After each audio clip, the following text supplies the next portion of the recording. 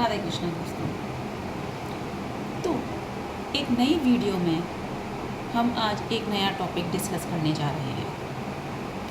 आज का जो टॉपिक रहेगा हमारा वो है स्वतंत्र राज्य।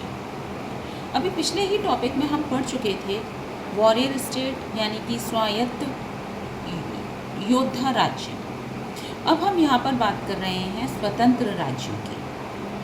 स्वतंत्र राज्य मुख्यतः तीन प्रकार के थे।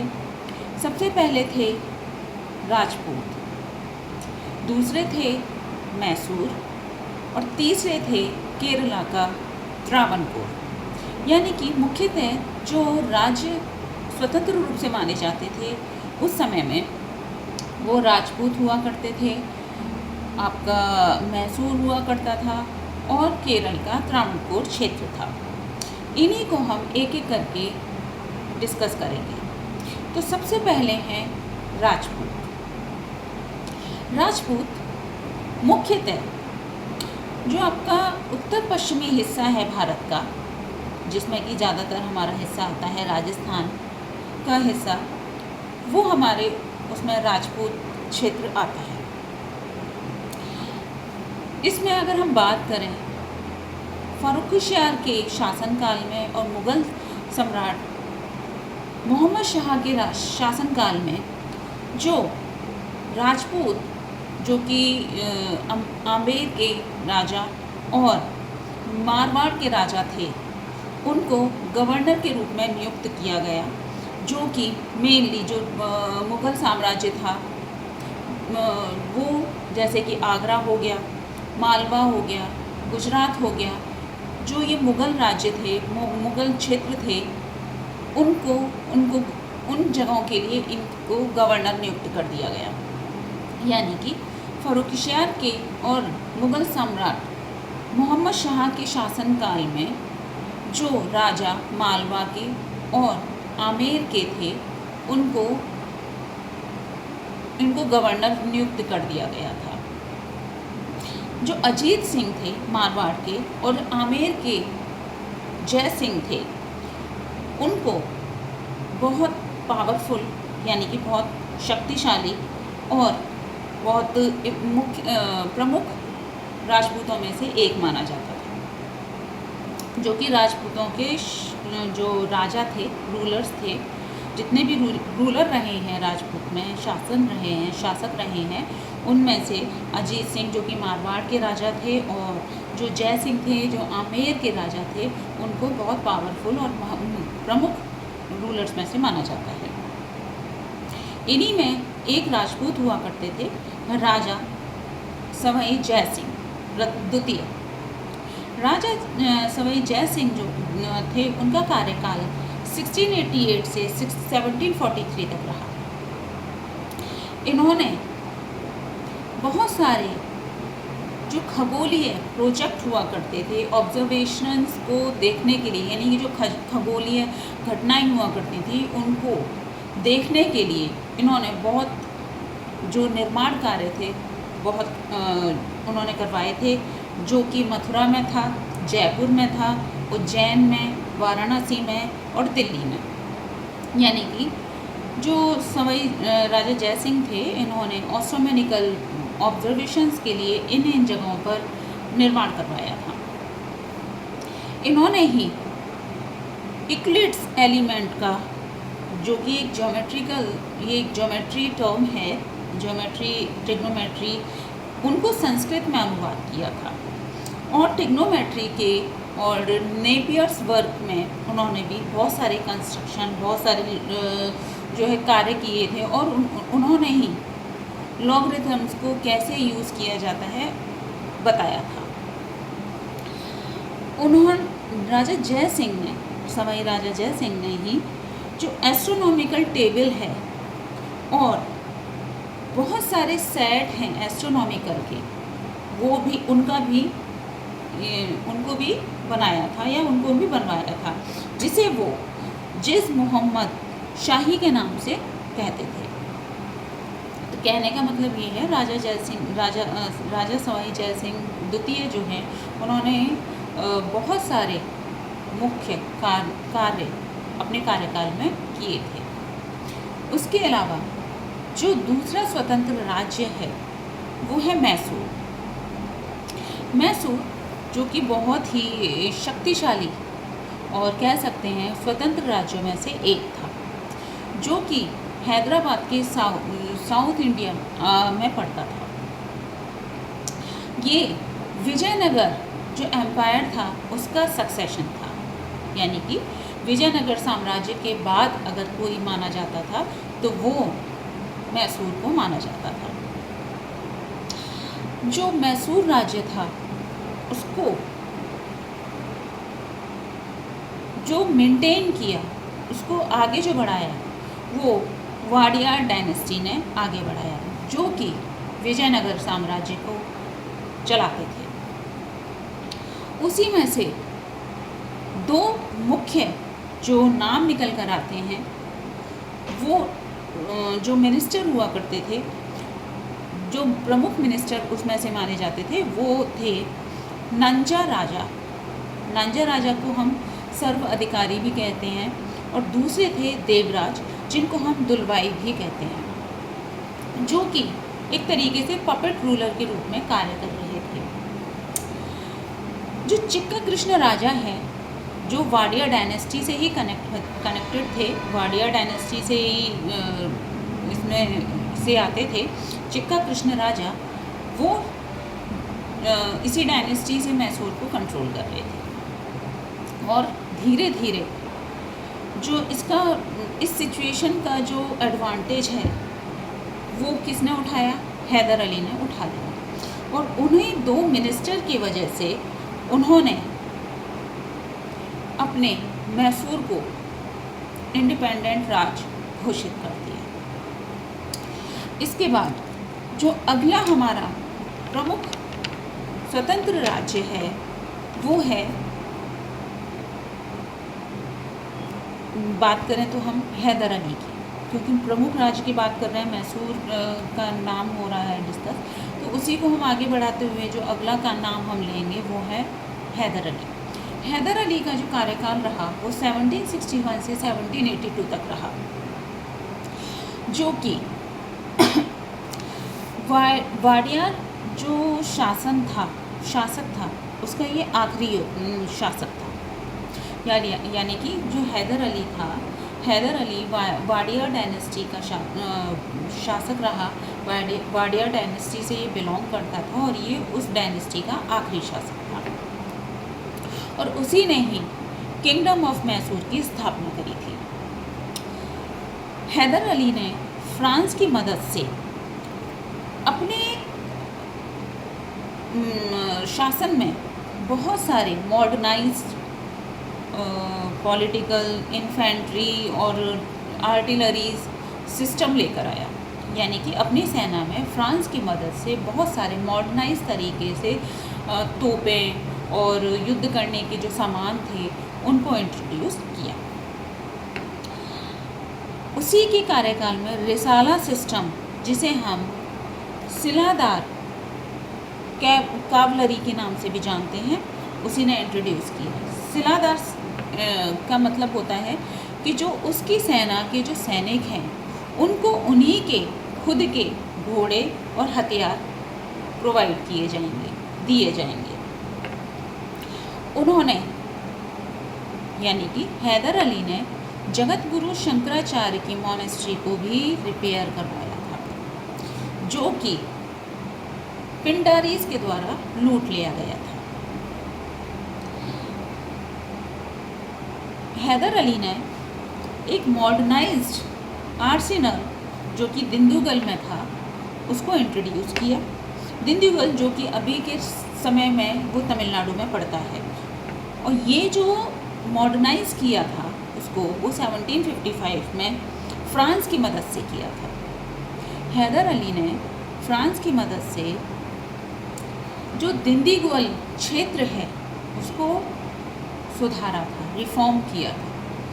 इसके अलावा वो किसी न किसी अच्छे कार्य में निज़ाम ऑफ हैदराबाद के साथ में इंगेज रहता था, और मराठास के साथ में अपने संबंध अच्छे कर रहा था, और फिर उसके बाद में फाइनली वो ब्रिटिशर्स के संपर्क में आया।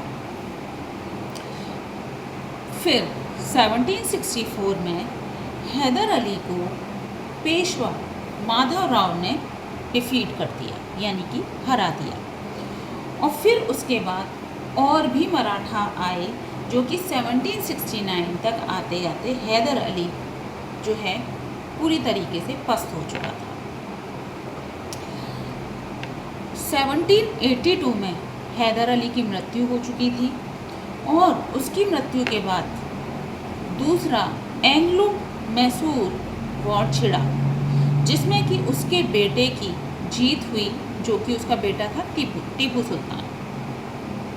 यानी कि मैसूर का जो अगला शासक बना हैदर अली के बाद वो था टीपू सुल्तान। टीपू सुल्तान, जिसे हम टाइगर ऑफ मैसूर या मैसूर का शेर भी कहते हैं, उसका कार्यकाल 1782 से लेकर 1799 तक रहा। टीपू सुल्तान ने अपने कार्यकाल में एक नए कैलेंडर की शुरुआत करी, जिसे मौलूदी ईयर के नाम से भी जानते हैं। मौलूदी ईयर क्या था? मौलूदी साल क्या था? मौलूदी साल यानी उस कैलेंडर के मुताबिक जो सूर्य ग्रहण और चंद्र ग्रहण था उसका अंतर बताया गया था। उस कैलेंडर में सूर्य ग्रहण और चंद्र ग्रहण को लेकर के अंतर बताया गया था। उसने अपने कार्यकाल में एक नए सिक्कों की सिस्टम यानी नया कॉइनेज सिस्टम को इंट्रोड्यूस किया। सिक्के प्रणाली को उसने इंट्रोड्यूस किया। उसने अपने डिप्लॉयड्स यानी कि अपने जो शांति दूत हुआ करते थे वो फ्रांस, तुर्की, ईरान भेजे थे और वहाँ पर एक कॉमर्शियल रिलेशंस स्थापित किए उनके साथ में। और बाद में उसने चाइना के साथ में भी अपने कमर्शियल रिलेशंस यानी कि कह सकते हैं फाइनेंशियल आदान प्रदान करने वाले संबंध स्थापित किए।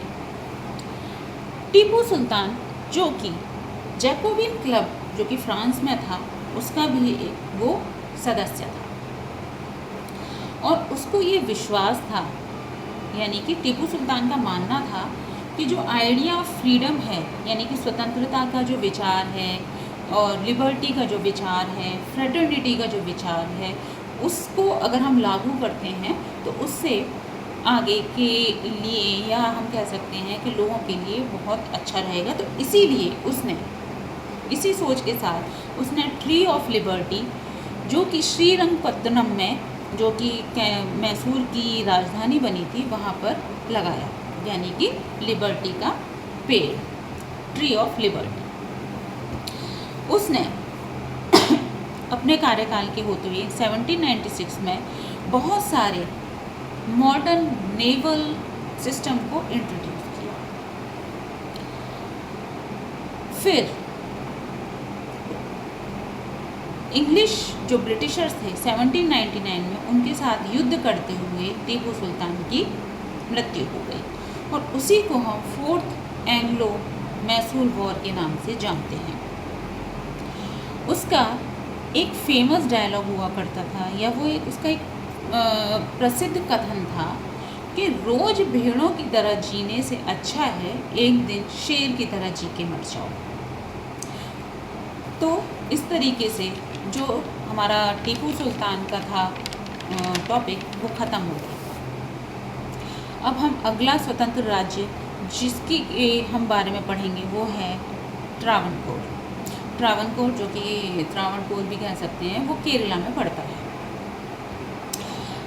हम इसमें पढ़ेंगे कि जो ट्रावनकोर है, जो कि केरल के हिस्से में आता है, वो 4 क्षेत्रों में बांट दिया जाता है। और ये जो बांटा जाता है 4 क्षेत्रों में, वो 18वीं सदी में के अंत तक इसका विभाजन किया जाता है। इन्हीं में से ये 4 जो रीजन थे, जो 4 क्षेत्र थे, उनमें से एक तो ये त्रावणकोर था ही। उसी के अंतर्गत आते थे मार्तंड वर्मा, जो कि त्रावणकोर के राजा थे। त्रावणकोर के जो राजा थे वो थे मार्तंड वर्मा। मार्तंड वर्मा जिनका कार्यकाल 1729 से 1758 तक रहा, उन्होंने बहुत सारे क्षेत्रों पर अपना कब्जा किया। उनमें से मुख्यतः क्विलोन जो कि कोलार के नाम से हम जानते हैं, इलायदम पर ये उन्होंने अपना कब्जा किया। उनको यानी कि जो मार्तंड वर्मा हैं, उनको हम किस नाम से और जानते हैं, किस नाम से नहीं, किस लिए वो फेमस थे? वो फेमस थे त्रावणकोर से, केरला से डच को भगाने, यानी कि जो डचेस थे उनको वहाँ से वाइप आउट करने में मार्तंड वर्मा का बहुत बड़ा हाथ था और उन्होंने विदेशी कंट्रोल से केरला को मुक्त कराया था। और जो उनका साम्राज्य था वो अब कन्याकुमारी से कोचीन तक फैल चुका था। इसके बाद मार्तंड वर्मा के बाद जो अगले रूलर थे त्रावणकोर के, वो थे रामवर्मा। रामवर्मा जो कि जिनका कार्यकाल 1758 से 1798 तक रहा। रामवर्मा के अंतर्गत ही जो त्रावणकोर का कल्चरल जो कह सकते हैं स्टेटस है, यानी सांस्कृतिक जो विरासत है, वो काफ़ी हद तक काफ़ी आगे बढ़ी। साहित्य के मामले में उन्होंने काफ़ी हद तक सफलता हासिल करी, जो कि त्रावणकोर में उन्होंने विस्तारित करी थी। रामवर्मा के कार्यकाल के अंतर्गत ही मलयालम लिटरेचर को इंट्रोड्यूस किया गया था। इसके अलावा त्रिवेंद्रम, जो कि अभी के नाम से अगर हम जानें तो वो तिरुवनंतपुरम के नाम से जाना जाता है, वो संस्कृत पढ़ने के लिए, मलयालम आर्ट को सीखने के लिए एक हब बन गया। कितनी बड़ी बात है कि उस समय में त्रावणकोर में जबकि वो फॉरेनर्स या डचेस थे या फॉरेन कंट्रोल जो विदेशी थे या यूरोपियंस थे, उनके कंट्रोल में वो जगह थी, लेकिन वो धीरे धीरे उनके शासनकाल में काफ़ी चीज़ों में बदलाव आया। वहाँ पे संस्कृत का, मलयालम कला का विकास हो रहा था और धीरे धीरे वहाँ पे हब भी बनता जा रहा था, यानी कि मुख्य केंद्र वो बन रहा था सीखने के लिए। उसके बाद में हम बात करते हैं कार्नेटिक या आर्कोट के बारे में। ये कार्नेटिक जो हिस्सा था वो एक तरीके से कुछ हिस्सा मुग़ल एम्पायर के दक्कन का जो क्षेत्र था वहाँ से लिया गया है,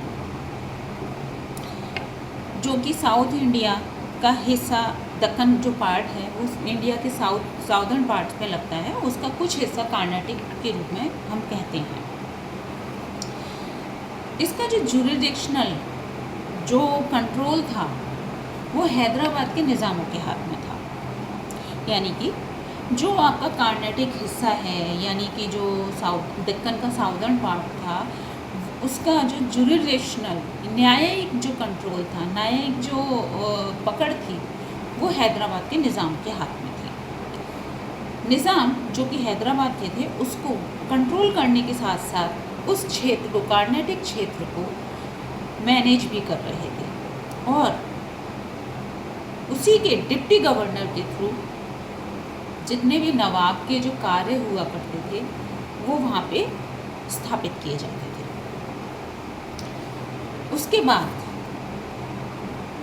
जो पहले कार्नेटिक के जो नवाब थे, यानी जो कार्नेटिक क्षेत्र है, आर्कोट क्षेत्र है, उनको कंट्रोल करने के लिए, क्योंकि अभी तक उन्होंने सिर्फ और सिर्फ गवर्नर बिठा रखा था, अब उसको वो एक नवाब प्रदान करने जा रहे थे। तो पहला जो नवाब बना कार्नेटिक का वो था दाऊद खान पन्नी। उसको पहले कार्नेटिक नवाब के रूप में जाना जाता है, जिसका कार्यकाल 1703 से लेकर 1715 तक रहता है। और जो सैयद रहा, सैयद 1710 से लेकर के 1732 तक उस क्षेत्र का नवाब रहे, जो कि अपने ही स्टाइल से, अपने ही तरीके से उस कार्नेटिक क्षेत्र की, आरकोट क्षेत्र की शासन चला रहे थे।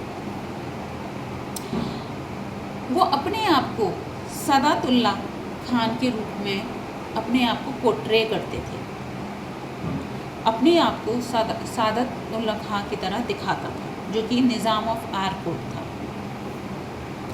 निज़ाम उल मुल्क, जो कि कर्नाटक या पोर्टिंग सफदर अली के रूप में वो वहाँ पे अपने आप को स्थापित कर रहा था।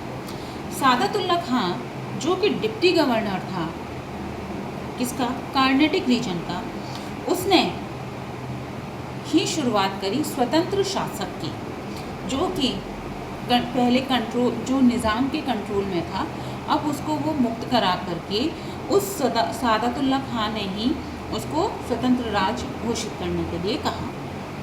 जैसे कि और भी थे, उसको हम निज़ारे भी कहते हैं।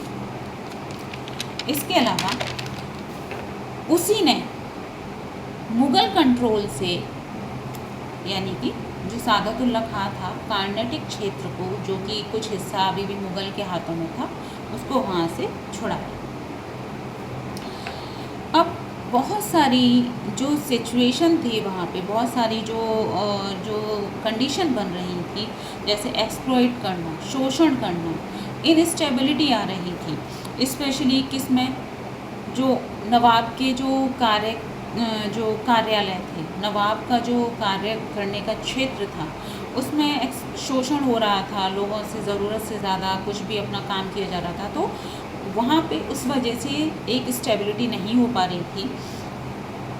उस चीज़ को उसने बदला।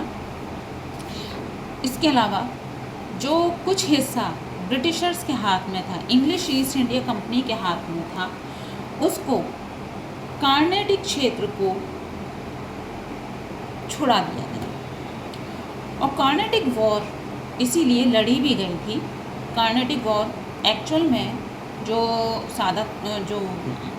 वो था, नवाब ऑफ ये थे और ब्रिटिशर्स के बीच में 1740 से 1763 के बीच में ये लड़ी गई थी फ्रांस के साथ।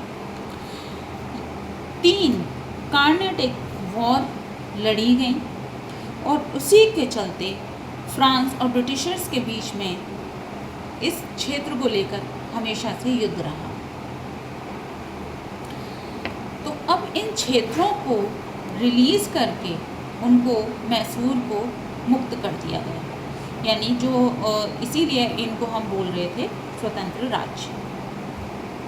अब इसके आगे हम जो पढ़ चुके हैं, ये सब हम पढ़ चुके, ट्रावनकोर के बारे में पढ़ लिया, मैसूर के बारे में पढ़ लिया और राजपूत के बारे में पढ़ लिया। अब हम अगली वीडियो में पढ़ेंगे ब्रिटिशर्स की कॉलोनी का जो उदय है। अब तक तो हम पढ़ते आ रहे थे कि वो ट्रेड करने के बहाने या वैसे हम पढ़ रहे थे। अब हम नेक्स्ट वीडियो में पढ़ेंगे उनके अगले फेज़ में उनका क्या कदम रहा। धन्यवाद। राधे राधे।